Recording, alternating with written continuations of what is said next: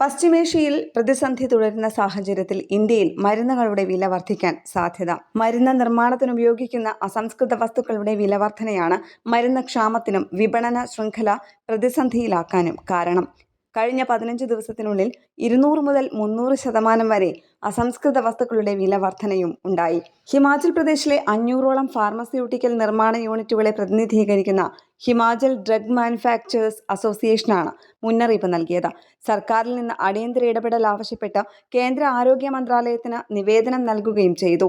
മരുന്ന് നിർമ്മാണത്തിന് ഉപയോഗിക്കുന്ന അസംസ്കൃത വസ്തുക്കൾ, ലായനികൾ, പാക്കേജിംഗ് വസ്തുക്കൾ തുടങ്ങിയവയെയാണ് വിലക്കയറ്റം ബാധിച്ചത്. ഇന്ത്യയിൽ സാധാരണയായി ഉപയോഗിക്കുന്ന പാരസെറ്റമോൾ മരുന്ന് നിർമ്മാണത്തിന് ഉപയോഗിക്കുന്ന അസംസ്കൃത വസ്തുക്കളുടെ വില 15 ദിവസത്തിനുള്ളിൽ കിലോയ്ക്ക് 250 രൂപയിൽ നിന്ന് 450 രൂപയായാണ് വർദ്ധിച്ചത്. വില വർധന തുടർന്നാൽ ഉൽപ്പാദനം തുടരാൻ സാധിക്കില്ലെന്ന് നിർമ്മാതാക്കൾ മുന്നറിയിപ്പ് നൽകുകയും ചെയ്തു. വിതരണ ശൃംഖലയിലെ പ്രതിസന്ധി ഇന്ത്യക്കാർ പ്രതിദിനം ഉപയോഗിക്കുന്ന ജനറിക് മരുന്നുകളുടെ ലഭ്യതയെയാണ് കൂടുതൽ ബാധിക്കുക. പ്രമേഹം, രക്തസമ്മർദ്ദം, ശ്വാസകോശ സംബന്ധമായ അസുഖങ്ങൾ തുടങ്ങിയവയ്ക്ക് ഉപയോഗിക്കുന്ന മരുന്നുകളുടെ വില കൂടിയേക്കാം. വ്യാവസായിക ബോയിലറുകളിൽ ഉപയോഗിക്കുന്ന LPGയുടെ ക്ഷാമവും സ്ഥിതി ഗുരുതരമാക്കുന്നു.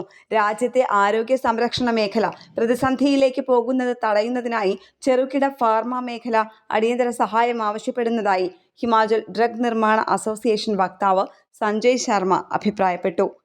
നാഷണൽ ഡെസ്ക്, കേരള പ്രണാമം.